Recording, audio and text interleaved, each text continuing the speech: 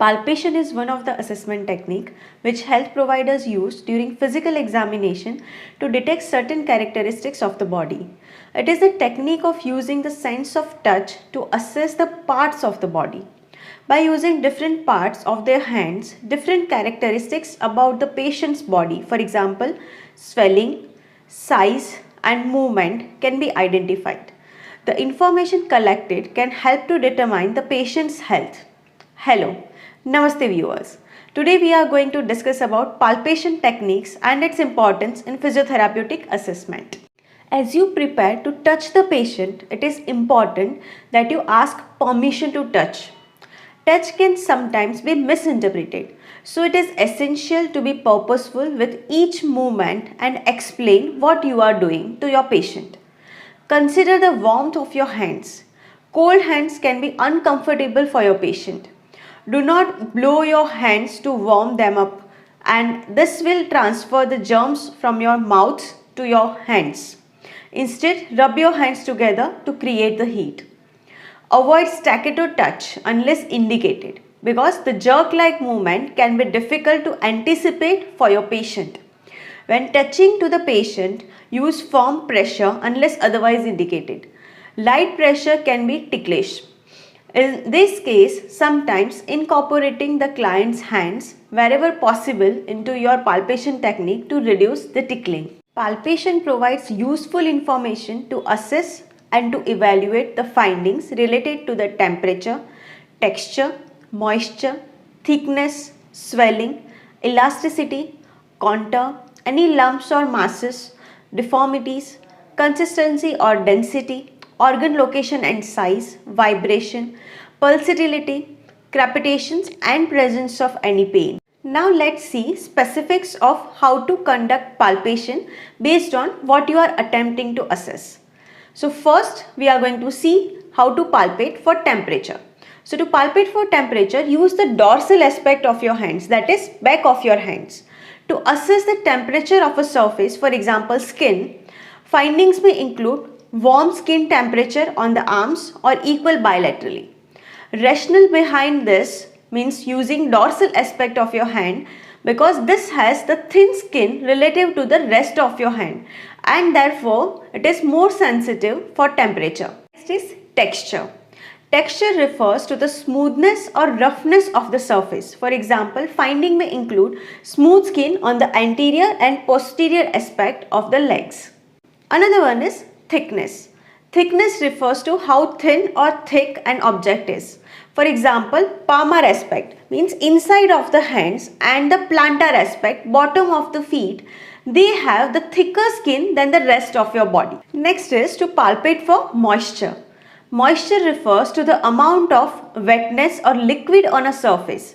Is the skin dry or moist? For example, perspiration can be a normal finding in certain situations such as in a warm environment or after the exercise, and it can be an abnormal finding at rest when it is excessive. For example, diaphoresis on face, arms or legs bilaterally. Next is how to palpate for swelling and masses.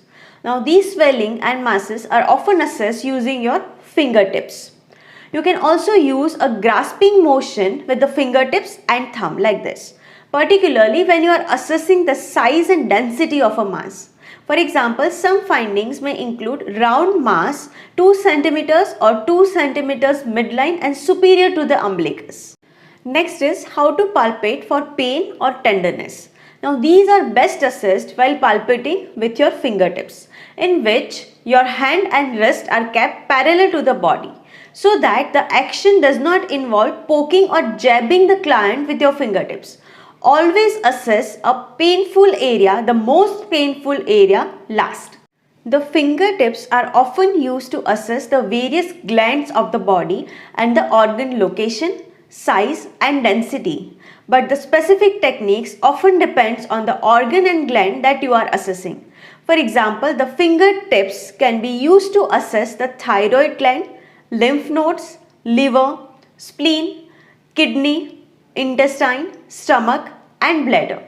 and the findings may include the soft abdomen in all 4 quadrants. Next is palpating for pulsatility. It refers to the pulsations associated with the cardiovascular system. Most commonly, this involves placing the pads of your first 3 fingers, starting with the index finger, over the location to assess the client's pulse. For example, radial pulse or carotid pulse. This can also assess the special impulse using the pad of your index finger. Next is how to assess for crepitus.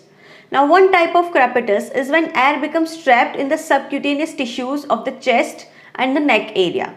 This is called as subcutaneous crepitus.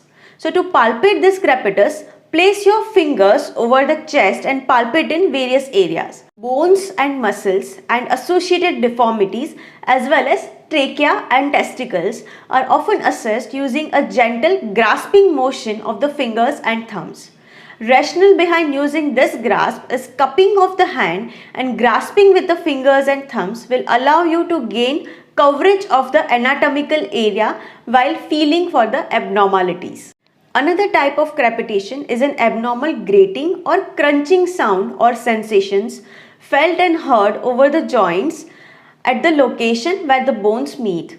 It occurs when the articular surfaces of the bones grind together, and it is different than the sounds that are made when a person cracks their fingers or joints, which are caused by the slipping of tendons or ligaments over the bony surfaces.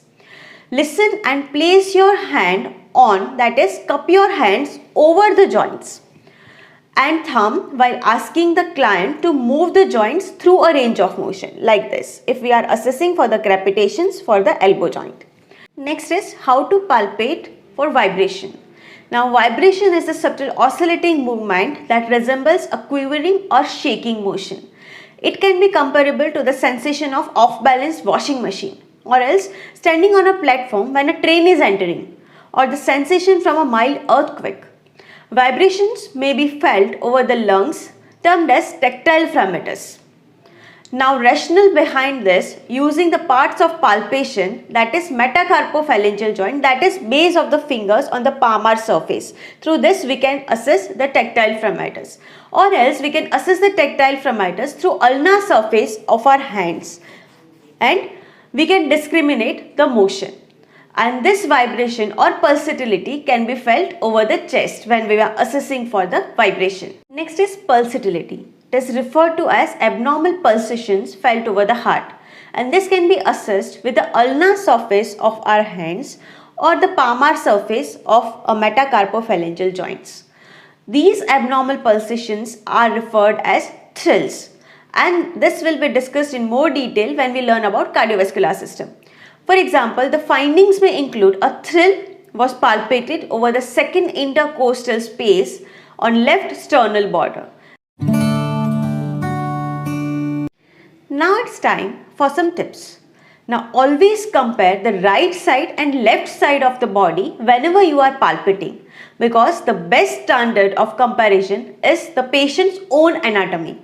The presence of bilateral versus unilateral finding is of clinical significance. For example, the left ankle should be symmetrical with the right one. The presence of edema in one ankle versus both ankles is meaningful for making the judgment about the underlying pathology. Distinguishing normal and abnormal findings comes with the practice. It helps to familiarize yourself with common anatomy. Lab time is unique opportunity to practice your skill and get a feel of human anatomy. Palpation is not just the assessment technique. It is a means of communicating with your patient through touch. Consider that message you are trying to convey through touch. With young children, try to incorporate play and involve the care partner whenever it is possible. You can incorporate a child's toy or teddy bear into an assessment. If a child is ticklish, you can engage them by placing their hand on top of yours and ask them to move your hand in various positions to palpate. For all the patients like children, adolescents and adults, assess their readiness to touch. For example, you may begin by palpating non-invasive areas such as the hands first and always explain what you will be doing. It is important to observe the facial expressions as an indicator of how the patient is responding and also whether they are in pain or not. If you have any questions or suggestions for us, you can write down in the comment section below. We will try to reply as soon as we can. Thank you for watching today's video. See you soon next time. Stay tuned. If you like today's video, don't forget to like, share and subscribe us.